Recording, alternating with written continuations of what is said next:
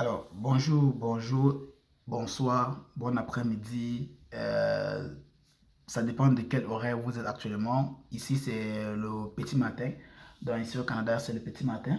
Et il fait beau temps aujourd'hui. Vraiment, il y a un joli soleil. Mais je vous ai dit, le Canada a un climat très curieux. Donc, ce qui fait que aujourd'hui, comme il fait beau là actuellement ce petit matin, d'ici midi, on pourrait voir que c'est la neige qui commence à tomber là. Donc, vraiment, je ne me fie pas trop à, le climat que le Canada me présente aujourd'hui. Je me fie tout simplement à mon instinct. Donc, ça veut dire que s'il faut sortir aujourd'hui, je vais simplement arrêter mon petit blouson et puis je sors. Là, ça fait c'est que s'il neige ou bien s'il pleut, je suis protégé. Donc, alors, c'est pas de ça qu'on parle aujourd'hui. Aujourd'hui, tout simplement, on parle de rejet des visas. Ça veut dire toutes ces personnes qui ont déjà lancé les demandes ou les procédures de demande de visa pour le Canada et qui ont reçu des rejets. Ça veut dire que les visas ont été rejetés en 2022, 2020 et puis sont totalement découragés que non, vraiment, c'est pas pour moi.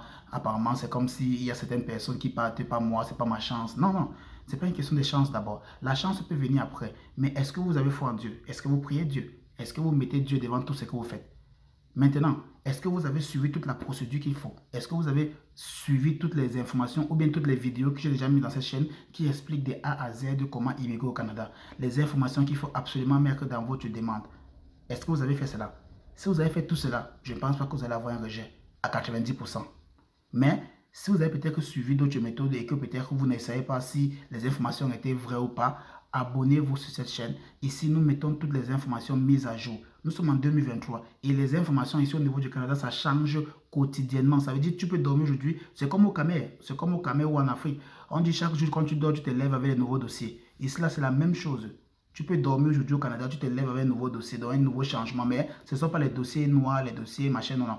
Ici, c'est principalement les dossiers comment émigrer. Le Canada recherche des main-d'œuvre. Ils veulent les main-d'œuvre pour les travaux ici là. Il y a les travaux basiques qui veulent les gens pour venir travailler. Donc ne pense pas que parce qu'on a rejeté ton visa pour la première fois, c'est tout. Tu vas te décourager que non, c'est pas pour moi, vraiment j'ai essayé. Non, réessaye. Il doit sûrement avoir une information. Et chaque fois quand vous avez un rejet de visa, qu'est-ce qui se passe? Le gouvernement du Canada ou l'ambassade va vous envoyer un email que vous allez venir aller à l'ambassade retirer un paquet ou bien une enveloppe. Dans l'enveloppe, là, il y a un papier A4. Ça vous explique clairement pourquoi vous avez été rejeté. Toutes les informations sont là. Prenez à partir des informations qui sont sur le A4, sur le A4, les informations qui sont dessus, pourquoi vous avez été rejeté. Essayez maintenant de voir tous les dossiers que vous avez formulés, vous avez mis sur pied pour faire la demande. Et voyez s'il y a peut-être quelque chose, les informations qu'il faut ajouter ou s'il y a des informations qu'il faut retirer. Vous voyez, ce qui fait que même l'ambassade du Canada, même ceux qui gèrent vos visas, la demande de procédure de visa, ceux qui gèrent là, se soucient de vous. Ils vous envoient une lettre pour vous dire pourquoi vous avez été rejeté. Là, c'est se soucier de vous parce qu'ils veulent que vous venez. Donc, automatiquement, prenez cela avec deux mains. Ne dites pas que c'est mauvais, non. Prenez cela avec deux mains et dites-vous que, ok, merci beaucoup. Je vais aller voir pourquoi j'étais rejeté. Je vais essayer de travailler encore sur mes dossiers, ajouter les informations qu'il faut. Et je vais revenir, encore revenir même plus fort. Donc, c'est comme ça que ça se passe. Si vous partez dans n'importe quel cabinet d'avocat ou bien cabinet de consultant en immigration et vous leur dites par exemple que j'ai déjà fait ma demande une fois et j'ai été rejeté, ils seront contents. Ils seront très contents même. Pour la simple raison que quand vous avez été rejeté là, on vous a envoyé un email pour expliquer pourquoi. Ou on vous a envoyé une lettre pour expliquer pourquoi. Et là maintenant, ça serait plus facile pour eux avoir les informations là et vous dire exactement ce qu'il faut faire. Et ils vont vous taxer cela pour combien? Peut-être que pour 1 million de francs CFA, pour 2 millions, pour 3 millions. Et vous avez dit, oh, d'accord, ok, bon, il faut payer ça et puis ça va marcher. Oui, c'est bon.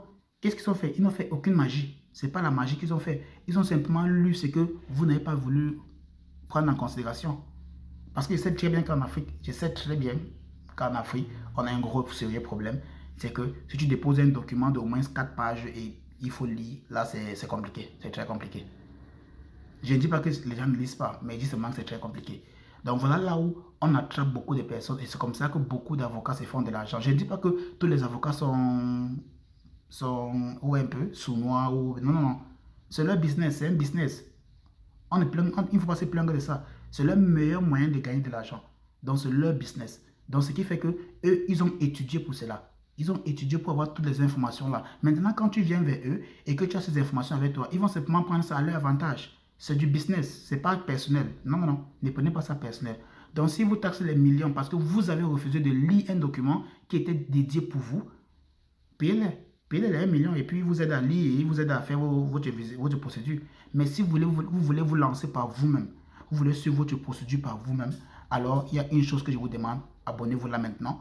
Abonnez-vous maintenant, ne ratez aucune vidéo en cliquant sur la cloche de notification, ce qui permettra à ce que toutes les nouvelles vidéos qui seront publiées, principalement les jeudis, les vendredis et les dimanches, vous allez avoir toutes les informations qu'il vous faut. Donc si vous n'êtes pas encore abonné, abonnez-vous maintenant. J'ai déjà mis énormément de vidéos, surtout les procédures de A à Z, comment émigrer au Canada et consorts. Allez simplement sur ma chaîne, voyez toutes les vidéos. S'il y a une vidéo qui vous intéresse, cliquez dessus, regardez la vidéo. Si vous avez des commentaires, si vous avez des questions, mettez simplement en commentaire sous la vidéo là, je vais les lire. Et si je trouve que c'est pertinent, je vais faire une vidéo tout simplement pour expliquer. Et là, je vais vous taguer pour que vous soyez alerté que non, voilà la solution ou bien voilà la réponse à ta question que tu as mis en commentaire. Ça ici, cette chaîne principalement, c'est la chaîne pour tous les Africains, pour tous les Européens, pour toutes les personnes qui veulent immigrer au niveau du Canada. Si vous avez l'intérêt, si vous avez bien sûr l'option, ou si vous avez peut-être aussi le projet d'immigrer au Canada en 2023, voici la chaîne qu'il faut absolument regarder.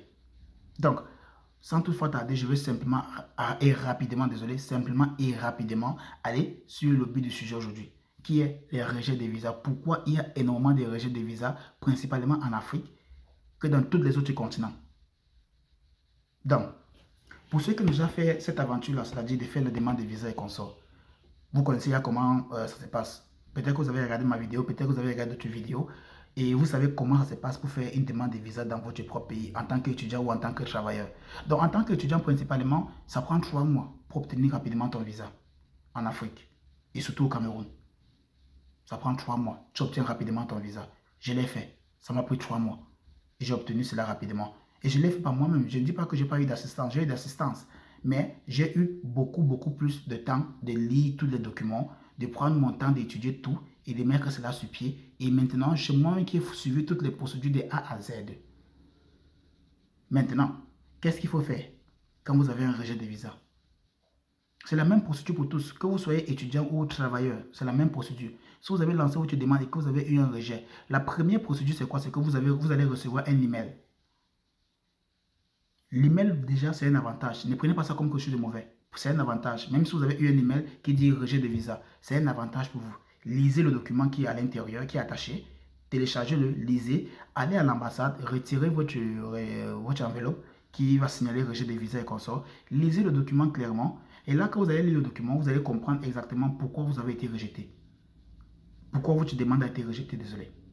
Et là, c'est pas le moment de faiblir, c'est pas le moment de faiblir, pardon. C'est le moment de se lancer, c'est le moment de prendre un petit cahier si possible, noter toutes les raisons là qu'ils ont dit, pourquoi vous avez été rejeté. Maintenant, prenez vos documents que vous avez compilés pour envoyer pour votre demande, essayez de jauger, ou bien essayez simplement de mesurer, ou bien de voir ce qui manquait dans votre document, dans votre procédure, et ce qu'ils ont dit qu'il faut absolument avoir dans votre procédure. Et vous voyez ce qu'il faut ajouter et ce qu'il faut retirer. Et là, vous jumelez les deux, vous renvoyez encore pour une deuxième fois. Et je vous dis quelque chose, le taux de réussite, ou bien le taux de réussite des visas après un premier rejet est principalement de 70%. Ça veut dire quoi? Ça veut dire dès lors que vous avez lancé la toute première fois et que cela a été rejeté, la deuxième fois que vous avez lancé, vous avez 70 à 80% d'obtenir votre visa. Ça veut dire que vous êtes totalement dans le positif. Ça veut dire un rejet, c'est un avantage pour vous. Un rejet de visa, c'est un avantage pour vous. Ça veut dire que si vous êtes rejeté pour la première fois, réessayez.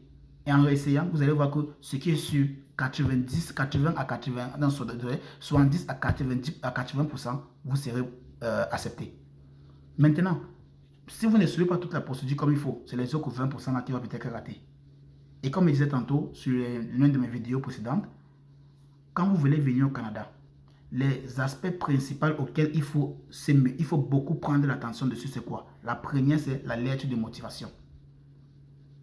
Surtout pour les étudiants, ceux qui veulent venir étudier. Ceux qui ont fait un changement de programme, ça veut dire peut-être dans votre pays, vous suiviez le marketing, vous faites le marketing à l'école, vous avez peut-être une licence en marketing, ou peut-être que vous avez fait un baccalauréat, et c'était un baccalauréat AD, ou peut-être en anglais, pour les anglophones, c'était business. Et puis, subitement, vous n'avez pas eu d'argent. Vos parents n'ont pas eu d'argent pour peut-être vous soutenir pour l'université ou bien pour un collège privé et vous avez arrêté l'école. Donc, vous avez arrêté l'école en 2012 ou peut-être en 2010 ou peut-être en 2015, je sais, c'est un exemple. Donc, vous avez fait marketing jusqu'à obtenir votre baccalauréat, il n'y a plus assez d'argent pour avancer. Donc, vous avez arrêté l'école en 2010.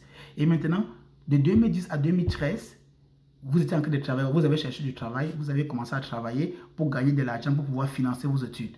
Et pendant les 3 ans là, vous travaillez uniquement dans quoi? Vous travaillez peut-être dans le service client. Mais à l'école, vous avez peut-être fait marketing. Vous travaillez dans le service client. Le service client est directement lié aussi au marketing. Il y a un avantage pour vous. Maintenant, vous avez peut-être l'argent qu'il faut maintenant, mais vous ne voulez plus continuer vos études peut-être au Cameroun. Vous voulez voyager pour le Canada. Qu'est-ce qui se passe? Vous faites maintenant une demande de visa d'étudiant. Vous avez trouvé l'école et vous avez trouvé le programme qu'il faut. Peut-être que vous avez choisi un programme comme sciences politiques, par exemple. Disons que vous avez quitté du marketing, vous avez peut-être fait service client et vous voulez venir faire sciences politiques, peut-être parce que ça paye beaucoup plus d'argent. Ici au Canada ou peut-être ailleurs, je ne sais pas, c'est votre décision. Donc vous voyez qu'il y a une différence déjà entre ce que vous avez étudié dans votre pays, ce que vous avez fait comme travail dans votre propre pays et ce que vous voulez venir étudier au Canada. Vous quittez du marketing pour sciences politiques au niveau du Canada. Donc, c'est deux choses totalement différentes. Même s'il peut y avoir de la motivation dans ce que vous voulez faire, mais c'est deux choses différentes. Maintenant, pour justifier le changement là, pour justifier ce changement de marketing en sciences politiques, ça devait être le travail là. Pendant les 3 ans que vous êtes en train de travailler comme service client, vous devez plutôt travailler en sciences politiques. Mais vous avez plutôt fait service client, donc qui n'a rien à voir avec la politique. Donc, en venant au Canada, vous devez faire une lettre de motivation pour expliquer réellement quelles sont vos motivations, pourquoi vous avez changé de marketing en sciences politiques. C'est vice-versa. Ça veut dire, si peut-être que vous avez fait du marketing et que vous avez travaillé pendant 3 ans, les 3 ans que vous avez arrêté l'école, et que vous êtes en train de travailler en service client, et que vous venez au Canada peut-être pour continuer dans le marketing, dans le business, c'est plus facile pour vous. Vous avez toujours fait une lettre de motivation, mais pour expliquer que non, vraiment, vous avez trouvé l'intérêt de venir et expliquer pourquoi c'est plus important pour vous de faire le programme là au Canada que dans votre propre pays. Dans la justification, vous devez simplement dire, dans votre pays, par exemple, il n'y a pas assez de qualifications. La licence ne vous permet pas peut-être d'obtenir un emploi avec une multinationale, par exemple. Le deuxième point, par exemple, ça peut être vous ne voyez pas, vous ne vous voyez pas peut-être que la distance, peut-être que là où vous êtes, la seule école qui offre le programme là, peut-être que c'est une école qui est vraiment très restreinte et c'est coûteux pour vous parce que vous n'avez pas assez de moyens. Donc vous cherchez un endroit, vous cherchez un emplacement que vous pouvez venir étudier et qui sera bien sûr adapté aux nouvelles technologies. Donc ça, ce sont les aspects des choses, voilà les petits, les aspects qu'il faut préciser bien sûr dans votre lettre de motivation. La technologie, par exemple, surtout pour ceux qui sont en Afrique, vous devez comprendre qu'en venant ici et en créant votre lettre de motivation, précisez sur la technologie. Qu'au Canada, il y a une technologie moderne qu'il n'y a pas dans notre pays. Ce qui fait que même si j'étudie cela dans mon pays, je n'aurai toujours pas la connaissance moderne qu'il me faut.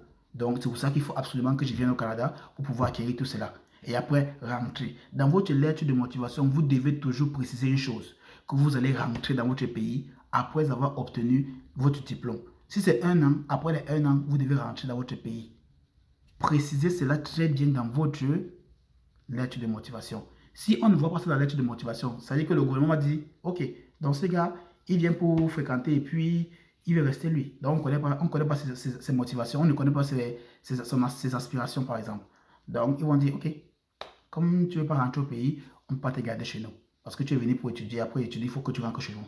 Donc, dans votre lettre de motivation, vous devez mettre qu'après vos études, vous allez rentrer au pays et tout ce que vous avez appris là-bas, vous allez venir adapter ou bien vous allez venir travailler ou mettre ça sur pied dans votre pays. Voilà les choses que s'il n'y a pas dans votre lettre de motivation, je vous garantis à 100%, visa rejeté. La deuxième des choses qu'il faut préciser ici, c'est le financement. J'ai déjà parlé de ça tellement de fois. N'attendez pas de vouloir voyager pour le Canada avant de mettre une grosse somme d'argent dans votre compte bancaire pour justifier que voilà l'argent que vous allez utiliser pendant votre première année au Canada. Non. Si vous faites cela, visa rejeté. Donc, si vous voulez voyager au niveau du Canada, commencez à partir d'1 an. Ça veut dire que, nous sommes en 2023, n'est-ce pas?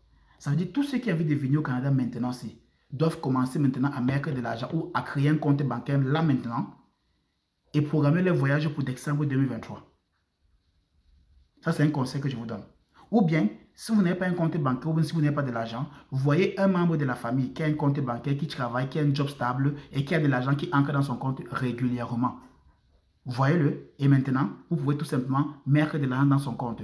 Mettez une somme d'argent, vous pouvez peut-être ajouter si l'argent n'est pas assez suffisant, l'argent qui touche ou l'argent qui entre dans son compte n'est pas assez suffisant mensuellement, ajoutez de l'argent dans son compte, faites à ce que cela entre régulièrement pour 6 mois minimum. 6 mois minimum. C'est ce que j'ai fait. J'ai attendu 6 mois, j'étais patient. Il fallait que j'attende 6 mois minimum. Mais avec les choses qui sont déroulées terriblement, avec mon accident que j'ai eu principalement, je vais parler de ça dans une autre vidéo, ce qui m'a retardé, ce qui m'a freiné avant de venir au niveau du Canada. Pourquoi j'ai été freiné pour venir au Canada? C'est à cause de mon accident. Je vais faire une vidéo pour cela, pour vous expliquer. Mais je peux dire que mon accident a été une bonne chose pour moi. Je ne dis pas que c'est bon parce que j'ai l'accident, non. Je dis que ça a été une bonne chose parce que c'est le moment là que j'ai bien pris pour commencer maintenant à mettre de l'argent dans le compte. Et quand je me suis sorti de l'hôpital, me voici au Canada. Parce que j'avais déjà planifié de A à Z ce qu'il fallait faire. J'ai suivi la procédure à la lettre.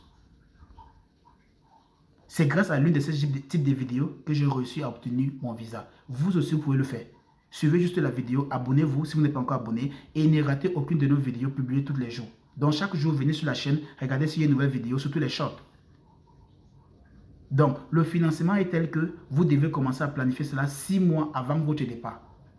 Mettez de l'argent régulièrement et vous rassurez que l'argent que vous allez mettre avant votre départ doit atteindre minimum 12 000 $ canadiens. Vous pouvez maintenant transformer cela en votre monnaie locale en Afrique, combien cela va coûter, mais ça doit être 12 000 $ canadiens. Si vous êtes étudiant, vous devez prouver que vous avez payé la pension et vous devez mettre 12 000 $ canadiens dans votre compte bancaire. Mais si vous n'avez pas encore payé la pension, dans votre compte bancaire, il doit avoir la pension et il doit avoir votre argent de suivi pour 1 an. Donc ça veut dire 12 000 $ qui est l'argent de suivi pour 1 an, qui constitue quoi? Votre location, votre transport et la nutrition sur 1 an. Et maintenant la pension, ça peut être 15 000 $, ça peut être 20 000 $, 25 000 $. Tout cela va faire combien? 32 000 $. Donc vous devez avoir 32 000 $ canadiens dans votre compte bancaire, minimum 6 mois avant votre départ. C'est important. Voilà les informations qu'il faut absolument avoir. Donc j'ai dit, ne jetez pas une grosse somme d'argent dans votre compte bancaire 1 ou 2 mois ou 3 mois avant de voyager. Visa rejeté. Ça c'était le deuxième point, le financement. Le troisième point qui sera tout simplement l'école. Si c'est l'école que vous venez ici pour étudier, vous devez tout faire pour avoir une admission avec l'école. Tout faire pour avoir l'admission avec l'école. L'école vous envoie une lettre d'admission et c'est pas tout. Beaucoup de gens se disent que non, avec l'école, il faut avoir une lettre d'admission, il faut avoir une lettre d'admission, c'est pas tout. Quand vous avez la lettre d'admission, l'école a encore un autre document qui doit vous fournir, qui doit vous soutenir pour votre venue au niveau du Canada. Donc, qui dit quoi? L'école va simplement vous envoyer une lettre pour dire, ok, l'étudiant qui voilà, qui va venir, l'étudiant XXXX, ça c'est le nom, qui vient pour étudier tel programme chez nous, nous l'avons accepté tout simplement de venir étudier dans notre établissement. En personne parce que les cours en ligne par exemple ne sont pas ou bien le programme qu'il a choisi n'est pas qualifié pour les cours en ligne dans son pays. Vu qu'il a des problèmes de réseau et consort, nous l'invitons à venir fréquenter dans notre école. Cette lettre là c'est comme une lettre de sponsoring. Donc l'école va vous envoyer une lettre d'admission et une lettre qui sera comme une lettre de sponsoring qui dit on veut que l'étudiant vienne fréquenter à l'établissement parce que ici on est sûr qu'il aura tous les cours et à temps voulu. Voilà les deux documents qu'il faut avoir. Si vous avez seulement la lettre d'admission parfois, voilà pourquoi les visas sont rejetés. Et quand c'est rejeté, le gouvernement fédéral du Canada, ils ne vous disent pas que c'est parce que l'école n'a pas donné la lettre d'admission. Ils ne vous disent pas cela. Donc je vous dis tout simplement, ce sont les petits pièges que si on ne vous dit pas, vous n'allez jamais connaître. Donc, la lettre d'admission doit venir avec une lettre de sponsoring que l'école doit dire, nous voulons que l'étudiant vienne fréquenter à l'établissement parce que dans son pays, ce n'est pas un programme pour les cours en ligne et dans son pays, il n'y a pas assez de connexion ou d'internet pour permettre à ce qu'il suive les cours à temps voulu. Donc nous voulons qu'il vienne au Canada fréquenter. Ça c'est le troisième. Et maintenant, le dernier, pour ceux qui vont aller fréquenter au niveau du Québec, il y a le certificat d'acceptation au niveau du Québec. Donc vous devez simplement faire une demande de certificat d'acceptation au niveau du Québec, que le gouvernement du Québec va simplement évaluer pour être sûr que, bon, ok, vous venez étudier, vous avez la lettre d'admission, vous avez la lettre de sponsoring, maintenant vous faites votre demande de certificat d'acceptation au niveau du Québec. Ils vont accepter cela, s'ils acceptent, vous allez simplement ajouter à votre dossier avant de faire votre demande. Le reste des informations qu'il faut mettre sont les informations basiques.